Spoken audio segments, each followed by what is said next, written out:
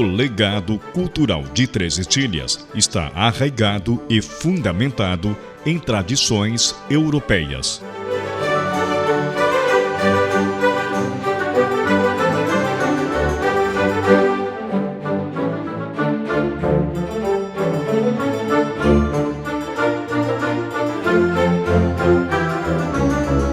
A herança dos imigrantes austríacos pode ser vista e sentida em todas as partes, como na dança,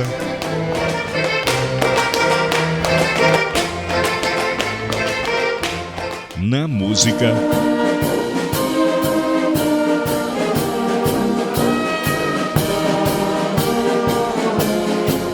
na escultura em madeira, nas construções, assim como na culinária. Patrimônios preservados há quase 90 anos, desde a vinda dos primeiros colonizadores, motivo de honra e orgulho para a população local.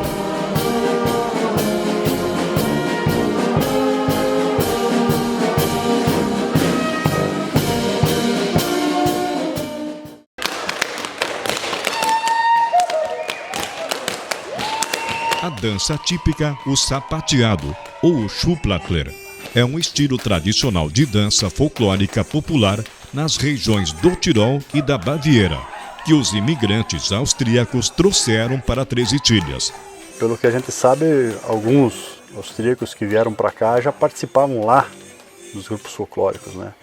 Assim como tinha músicos da banda, então eles trouxeram isso e já fizeram alguns sapateados logo na chegada, né? E já se criou depois um grupo de dança aqui, né?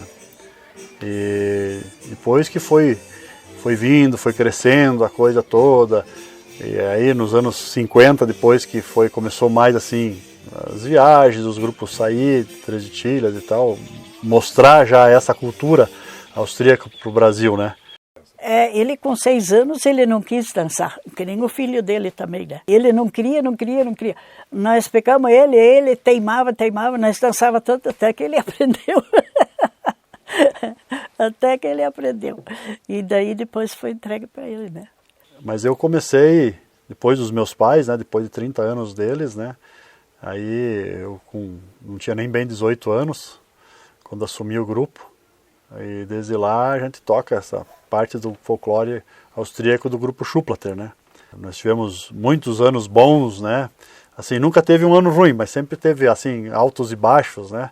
Altos e baixos que eu digo assim, porque você está numa posição boa, bastante gente querendo procurar a coisa, então tivemos muitas viagens alegres com a Dona Mitzi, né? A Dona Mitzi tocou muitos anos para nós cítara, né? A gente viajou muito com ela, fez muitas viagens pelo Brasil, Paraguai, Argentina. Depois veio a Karen, que tocava a gaita, tocou alguns anos para nós também. Com ela a gente foi para a Europa, foi para a Áustria, Itália, a gente se apresentou, Liechtenstein. Hoje a gente vem tocando, depois veio a Vanessa, tocou um pouco para nós, o Christian também tocou, mas a maioria hoje a gente faz ainda com CD, né, com música. Hoje não usa mais CD, né, mas com música gravada, né. Então uma outra música eu toco também na gaita já, cultivando, mantendo isso aí, né.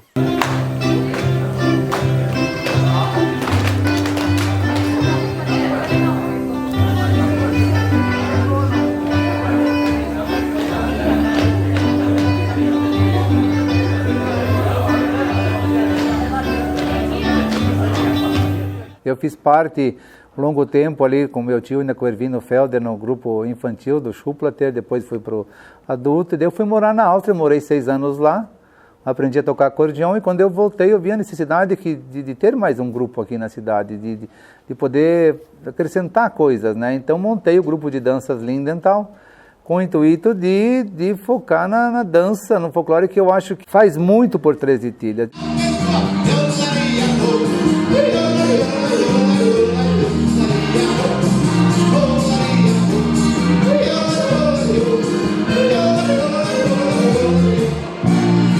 Eu me realizo quando eu vou fazer uma apresentação, eu adoro, porque eu vejo o sorriso nas pessoas que a gente faz, a gente apresenta a dança, isso para mim me transforma e eu gosto de fazer isso, eu faço realmente porque eu gosto. Muitos e muitos anos a gente fez isso sem receber uma ajuda nem do município, de ninguém assim. E muitas vezes, quando você menos espera, de repente vem uma ajuda. Que nem, por exemplo, uma vez, há muitos anos atrás, o prefeito daqui, o seu Rudi, foi para a Áustria. E quando voltaram, trouxeram uma surpresa para nós. Trouxeram umas calças de couro. Veio 8 calças de couro na época.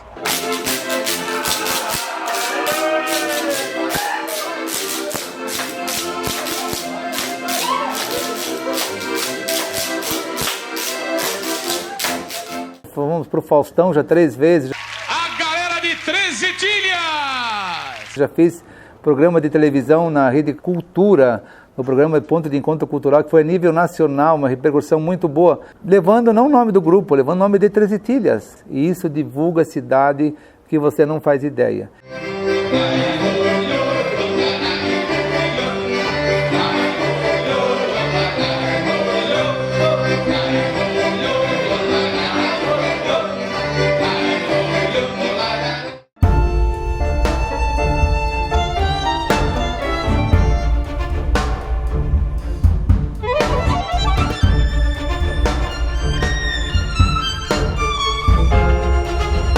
A habilidade de esculpir da madeira bruta uma deslumbrante obra de arte faz de Três Itilhas a capital catarinense dos escultores e esculturas em madeira.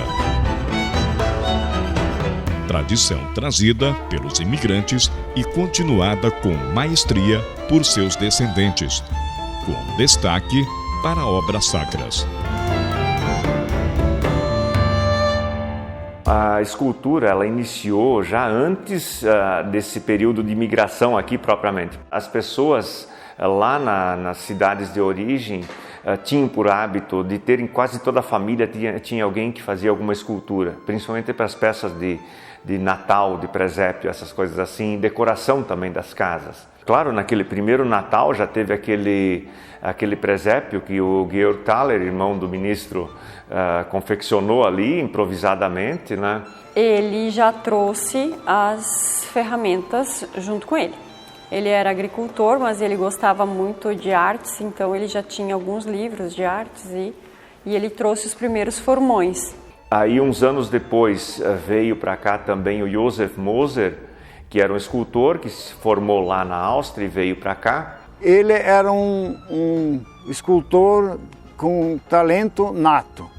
Ele já desde criança já fazia esculturas fantásticas e se destacou, foi levado para um mestre lá em Zillertal, em Hart, onde que ainda hoje tem obras onde que ele ajudou. Foi um monumento da Primeira Guerra Mundial, onde que ele ajudou a fazer em pedra.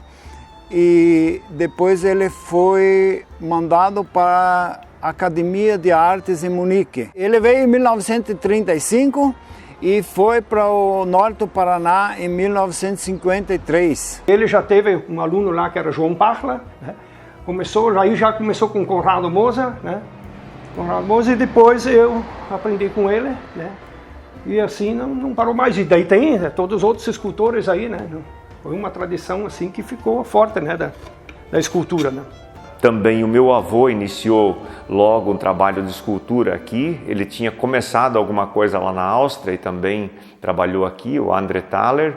E a primeira vez que ele veio junto com o meu avô, que ele veio ver como é que era o Brasil, aqui onde é que eles iam morar, ele já fez uma placa que está ainda hoje ali pendurada na árvore, está escrito "Seja bem-vindo", em alemão e português. Ainda tem uma placa linda pendurada ali fora.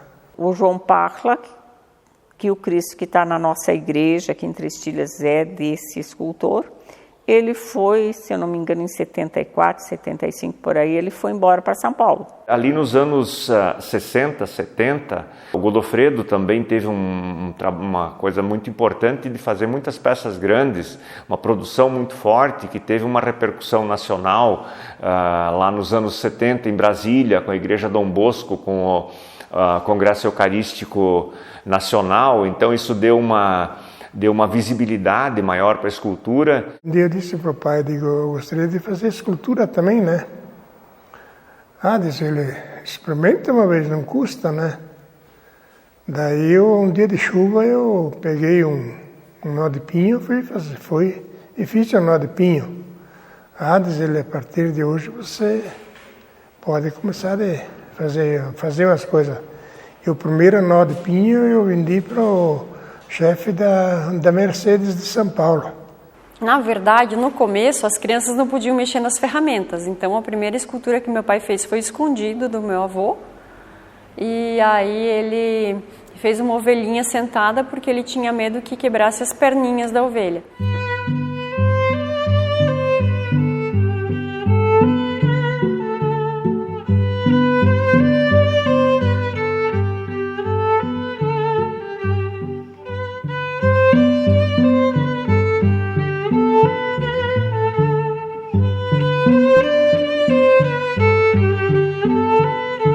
Não é comum ver vários escultores numa cidade. Eu acho que hoje Três Itilhas é um dos polos maiores, assim, dos núcleos maiores de escultura no país, né?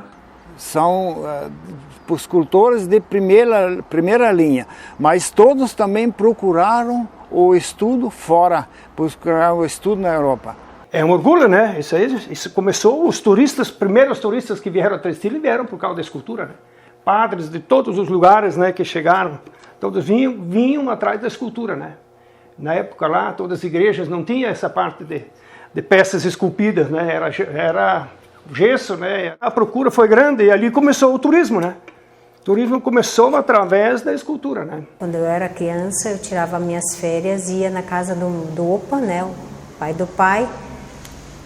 E lá, enquanto ele esculpia, eu ficava lendo, né, praticando a leitura, que eu ainda estava sendo alfabetizada naquele período. E ali ficava olhando e apreciando as obras dele. Mas até então não imaginaria que eu ia me tornar uma escultora.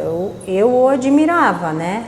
A Suzy, ela trabalhava na loja do Walter, daí um dia ela disse, não estou com muita vontade mais de trabalhar na loja. Digo, mas experimenta fazer escultura então, né?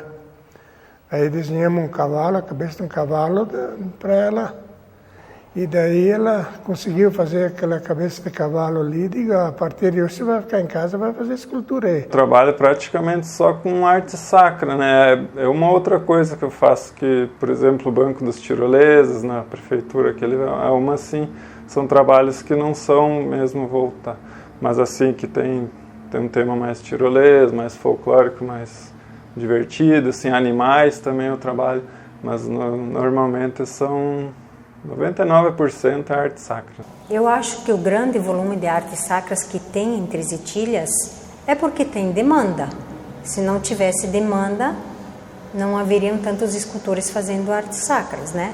Comecei a esculpir desde os 8 anos mais ou menos. A gente começou a fazer pequenos porta-velas, assim, começar mexer com a madeira, né? Meu pai que me ensinou desde pequeno também a fazer. Estamos caminhando devagarinho para chegar até hoje aí. Agora já passaram 27 anos, mais ou menos, que eu faço escultura. E sempre tenho que aprender, né? É uma profissão que nunca para, né? Sempre tem que... Na verdade, não dá para parar no tempo, né? Tem que ir buscando, né? Quando eu tive oportunidade, eu fui para Joaçaba fazer cursos de pintura daí. Então lá eu comecei, o pai foi morar um período para a Áustria e eu tive a oportunidade de fazer curso. Para pintura ela tem um dom muito bom, né? O pai tinha um quadro muito especial. Eu disse um dia para minha mãe, digo, empresta esse quadro para a Cíntia pintar. Daí ela me achou, ela não é capacitada para fazer isso. Mas digo, deixa ela fazer. Depois o quadro ficou melhor do que aquele do pai aí. Tá? E dali ela começou a pintura, né? A gente cresceu dentro da oficina do meu pai, praticamente, mexendo nas ferramentas sempre. A gente tinha livre acesso às ferramentas. A gente podia mexer com os martelos, pregos, os formões. A gente não deveria mexer muito. Mas o pai sempre incentivou a gente a fazer um pouquinho. E quando eu fiz 11 anos, mais ou menos nessa época, eu passei a esculpir junto com ele todos os dias daí. Que daí eu já tinha mais condições de mexer nas ferramentas, mais habilidade manual, né? Já era um pouquinho maior. Aí passei a trabalhar junto com ele meio direto. Assim. Nós sofremos uma grande influência europeia no nosso estilo de entalhe, né? Eu percebo muito bem quando eu fiz as exposições na Itália, que o nosso vínculo, o nosso segmento é muito relacionado ao estilo de lá. Já quando eu fui para Nova York, fiz a exposição de Nova York, é bem outro estilo, o gosto deles, a forma de se apresentar da arte. Então, aí que eu percebi cada vez mais que a nossa influência é bem grande, até mesmo nas formas de rostos e tudo. Hoje o meu filho Vinícius está trabalhando aqui comigo, iniciando o aprendizado dele também. Torço muito, vou fazer o meu esforço para que ele tenha, digamos, uma plataforma, um patamar de onde ele possa começar e que possa fazer um trabalho melhor do que o meu, melhor do que alguém que já tenha feito. Uma das expressões artísticas mais destacadas, mais ricas de Três Itilhas é, sem dúvida nenhuma, o talento dos seus escultores. Quando eu estive em 72 com o Paulo Dutra, lembro-me bem que um dos artistas que ele recebeu com muito carinho, deu várias informações, na época chamava-se Gottfried Thaler. Hoje é Godofredo Thaler, quer dizer, abrasileirado. E produziu realmente obras extraordinárias, estão em Brasília, estão em São Paulo, estão aqui em Florianópolis.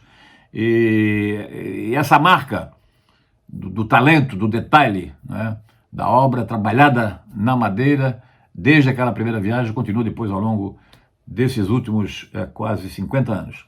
Então eu queria deixar aqui a minha manifestação de aplauso a todos os escultores, a todos os artistas de Três Itilhas, escultores e escultoras, que também tem mulheres aí que são realmente de altíssimo nível na produção artística, não só de escultura do entalhe da madeira, mas também de outras produções ou de outras interpretações lá na área musical e na área folclórica.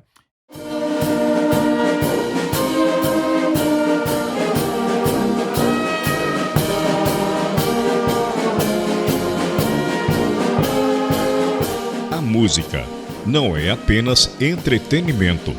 Além de ser alento para a alma, desperta emoções e motiva a confraternização comunitária.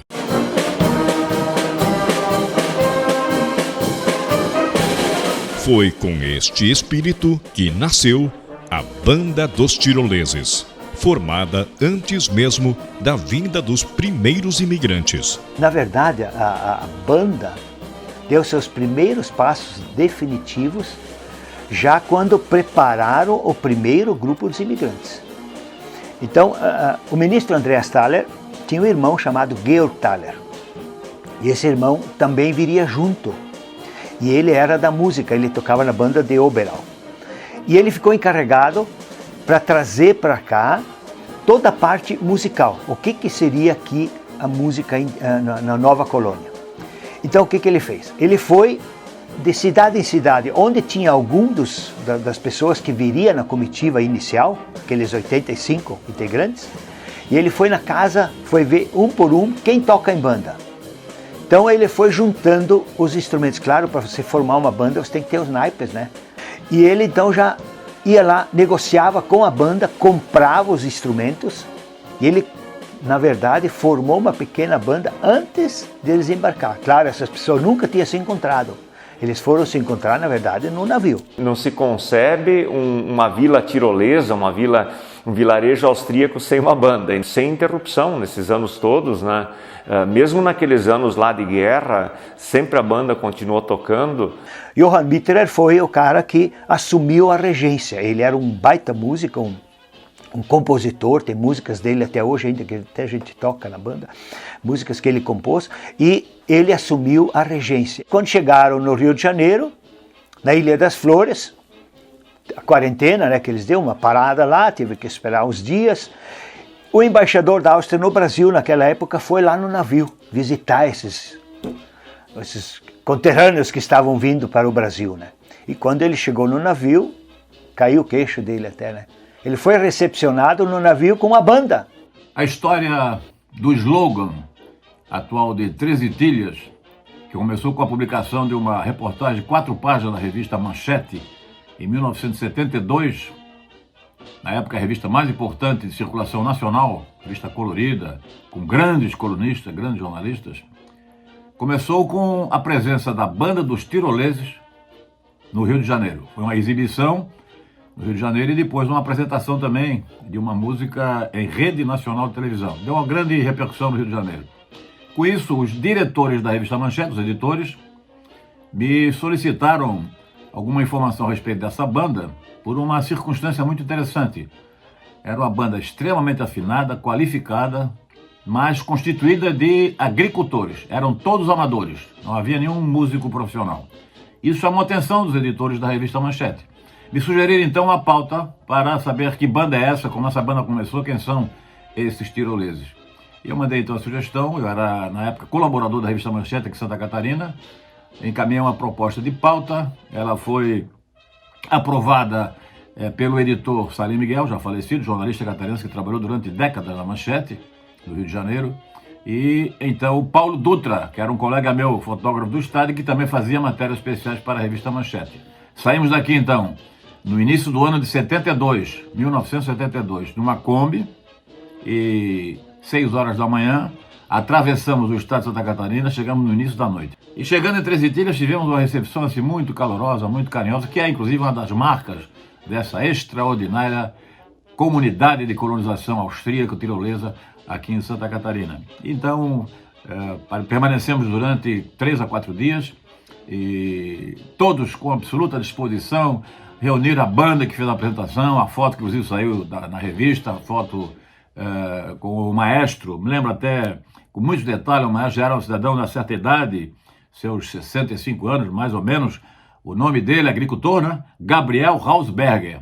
Muito disponível, muito simpático, atencioso, ele e todos os músicos, né? Então, o Paulo Dutra era um fotógrafo muito caprichoso, muito exigente, muito talentoso e fez várias exigências de posições dos integrantes da banda, de acordo com seus instrumentos.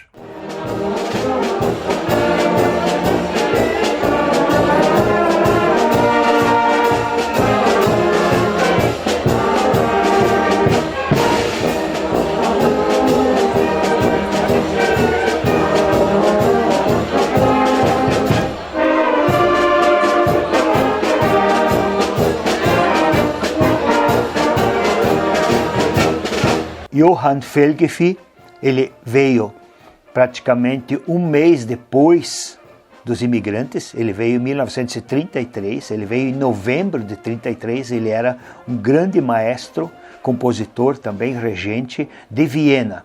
E ele veio para cá se juntar justamente para dar um reforço à parte musical. E aí ele, já no ano seguinte, ali em 1934, ele assumiu a regência da banda e ele também foi o sujeito que criou, que fundou o coral. Ele foi o coordenador, ele foi o ensaiador. E até 1938 ele foi o maestro do coral e banda.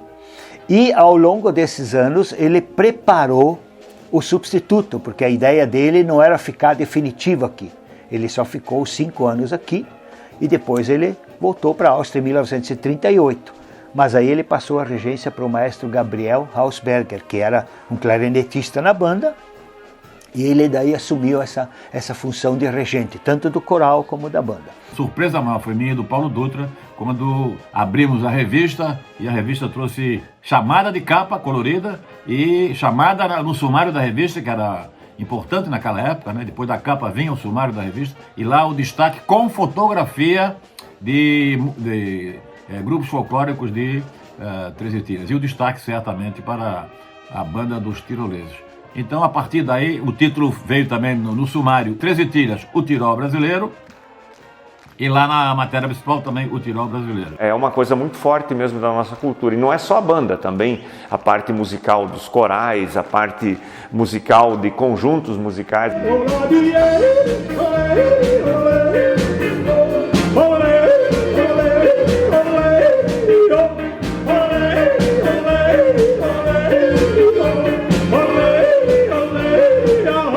Os Alpinistas aqui foi fundado por o André Guickner, né? André Guickner foi o fundador do conjunto. Lá ele pegou André Moser, pegou Otto Eber, pegou Fridolino Guickner, né? Começou o conjunto. E ali uns meses me chamaram, eu tinha 14 anos, né? Chamaram para ser guitarrista. E ali começamos a juntar, aí mais uns dias ele pegamos o Roque Ancilheiro, que foi o primeiro tecladista, o primeiro gaiteiro, né? E ali começou o conjunto, né? Isso foi em 68, né? 68, e nunca mais parou até hoje, né? Só que, claro, algumas dezenas de pessoas entraram e saíram nesse conjunto nesse meio tempo, né? E é o mesmo conjunto com Los Alpinistas. E eu participo do primeiro dia, né? Até hoje, né?